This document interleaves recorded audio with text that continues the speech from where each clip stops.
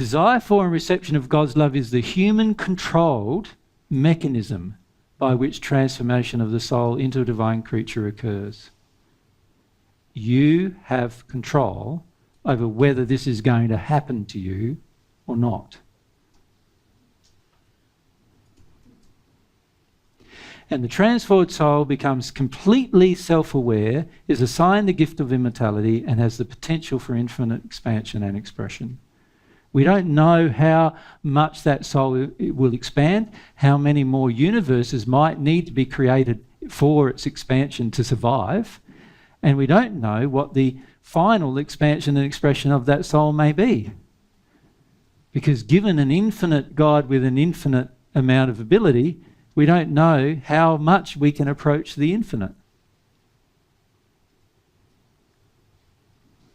Of course, you're not going to get started unless you have a desire.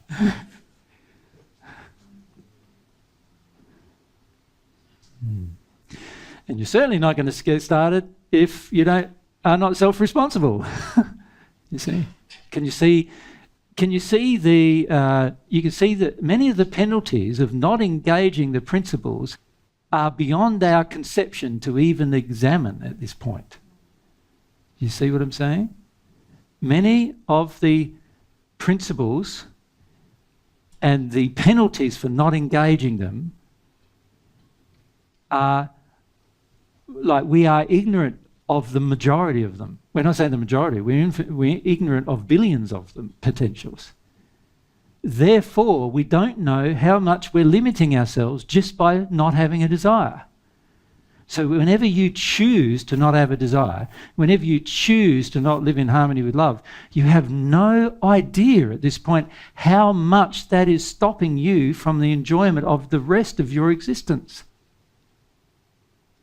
And this is why we need to have a lot more trust and faith in God and in God's infinite capacity to generate things for our happiness.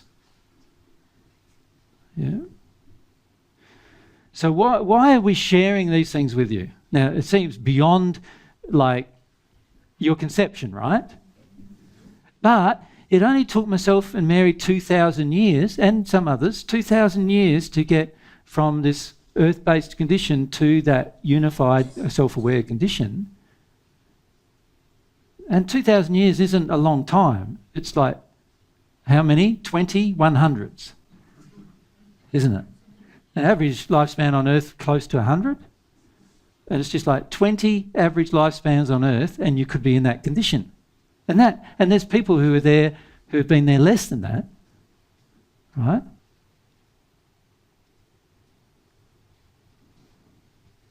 So it's not that far away as you might imagine, but can you see, if you don't have a desire to understand it all and get there or enjoy the process, or even have the faith that every new condition is going to bring you far more benefits than the current condition is possibly able to give you. So what I see a lot of people is they go, here on Earth, you know, if you talk about something like sex on Earth, for example, most people imagine that to be the most blissful sensations that you can experience, right? Don't be silly. Like, don't you think that this soul in a union condition has a far greater sexual sensations than you could ever imagine trying to have two bodies here on Earth experience? Of course it does. So if you're into sex, then surely you would want to engage this process of expansion. But I'm saying to you, if you're into any good feeling, surely you'd want to engage this process of expansion. You see? But we're so limited, we're going, oh no, I'll lose my physical body. If I lose my physical body, there's a lot of nice things that I might lose. We're not going, but maybe God's got a whole heap of better things that I might gain. We're not thinking that, right? Because we don't have faith in God's goodness. We just are thinking about what we're going to lose. So it's like you trying to give up an addiction. You're going, oh, I'm going to lose some things there. I go, what? How can you conceive you're going to lose something when there's all this to gain? Like, what? What are you thinking? You see? There's something wrong with our thinking, and it's driven by this underlying feeling, is it not, that maybe God is not good, and maybe every new state is going to be a subset of the old state. You know what I mean by a subset? What I mean is that you go like, yeah, in my physical form, I can have sex, but as soon as I'm a spirit, I can't. In other words, the next state is more limited than the current state, is what we believe. You know, I know my father, if he ever thinks about the spirit world, he's going to say, but I can't ride motorbikes. And I'd go, if you can't ride motorbikes but you can fly, which one would you prefer? Or you can't ride motorbikes but you can go between two universes in an instant. Which one would you prefer? We've got to start seeing that we're judging everything from the limited condition we're in right now. And this condition being our first visit, our first place that we visit, every single being, every single soul visits on earth first, we then start becoming attached to it and thinking that it's the only thing. What a mistake. Transformation principles guarantee it's not the only thing.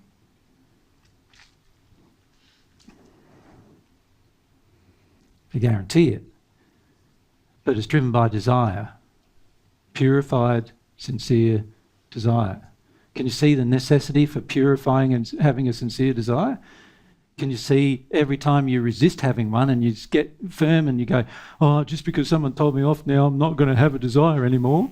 Just because as soon as we do that, we're just cut off this as our prospective future. We just cut it off, bang, it's gone. We need to learn about desire. We need to learn how to purify it. We need to learn how to develop it, how to engage it, what to do about it. We need to make sure that we do these things if we're ever going to engage a better place than we currently have. And I'm not just talking about, I'm talking about even if this earth was absolutely perfect, there was no war, there was no sin, everyone was happy, everyone was with their other half on the planet, and all of that, it's still better in the spirit world than all that. Do you understand? And it's still much, much better. And I can describe some things in the spirit world, but won't bother because it's too hard for you to even imagine at this point. But it's much, much better in the soul world, in the union state, than it is anything that you could ever achieve in the spirit world. So why wouldn't you continue trusting that God's got something better around the corner? Right? Rather than thinking that, no, it's all just a subset. It's all just limited things. So we start on the earth and we have a good life and then we think, oh, no point dying, because if we die, it's just going to get worse. Life's going to get worse. And God's created it so it gets better, and you believe it's going to get worse. So, of course, now we're resisting dying as much as we possibly can. We're trying to not die, pills and potions and whatever else, while at the same time we're suppressing all of our emotions about death, which actually causes us to die more rapidly. So we end up dying anyway, and then we arrive there and we go, hey, this ain't so bad.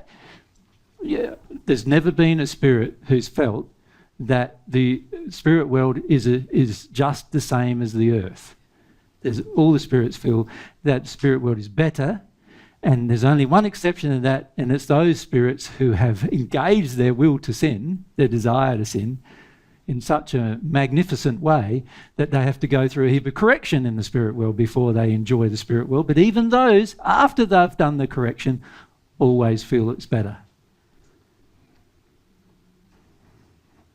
So we can then presume, can we not, given God's infinite goodness, we could presume that surely the next state is better again. And surely the state after that is better again, and so forth. And even the states that we don't even know about at this stage are going to be better again. Right? The transformation principles guarantee it. Guarantee it. Lovely. So, what do? We frequently justify, minimize desires, attitudes, emotions, thoughts, and actions that oppose transformation.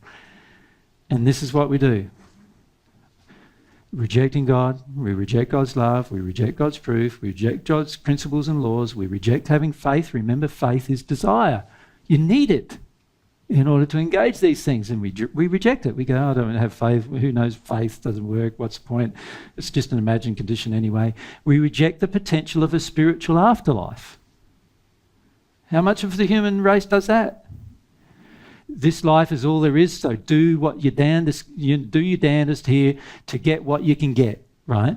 All the while sinning and creating a worse afterlife. But this is how we engage our life here.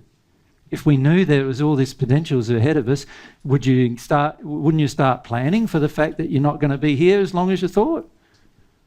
Or maybe as long as you thought, but nowhere else. You start planning for the fact that you're going to be somewhere else in your future. Agnostic or atheistic beliefs. Agnostic beliefs meaning I don't care what's going to happen. What? Of course you need to care about what's going to happen because it's going to happen. And you have control over what's going to happen. So you definitely need to care about what's going to happen. And atheistic beliefs preventing me from progressing anywhere beyond the sixth dimension, not 36, but 6 dimension. Surely, you really want to limit yourself like that? Why don't you deal with why you've got atheistic beliefs? Why don't you work through that emotionally? Religious beliefs in disharmony with God's love and truth. Man, the earth is full of them, is it not? I was talking to a guy last night. He barged in after the group. Seven-day Adventist man wanted to tell me about the fact that we were wrong and whatever. And so we're talking, and he's there. He's there telling me, about all these religious beliefs that are in complete disharmony with God's truth and love. Of course, I can't believe him. And I'm saying, look, I'm just going to have to agree to disagree with you. And he kept trying to bombard me. I said, and now you're even being loving. He said, I know I am. And I said, doesn't that bother you? Well, I'm trying to be loving. I'm trying to tell you that you're wrong. I said, but I never asked you whether I wanted to know whether I was wrong. And that breaks the law of free will, which you said there is a law of free will. You actually said it, I said to him. And now you're trying to overcome it in me. You're sinning. You're in disharmony with love. You're being unloving. And he said, I know I am. And what did he do next? Try to tell me some more. So in other words, he knew he was unloving and he doesn't understand the seriousness of the sin. Doesn't understand it, right? And in the end, I had to remove him. I said, you're so unloving, mate, I'm just going to have to ask you to go. That's how unloving you are. I can't even talk to you anymore.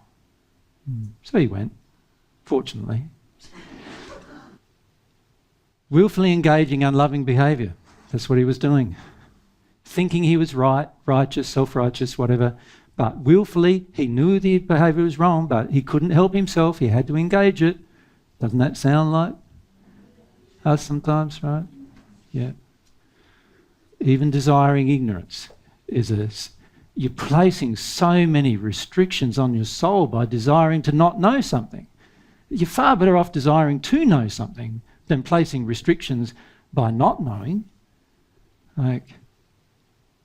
There's so many things here. We got lists and lists and lists, and we could keep going for the rest of the day and probably into the following months and years, right? Listing all of the different things that cause us to not engage the transformation principles.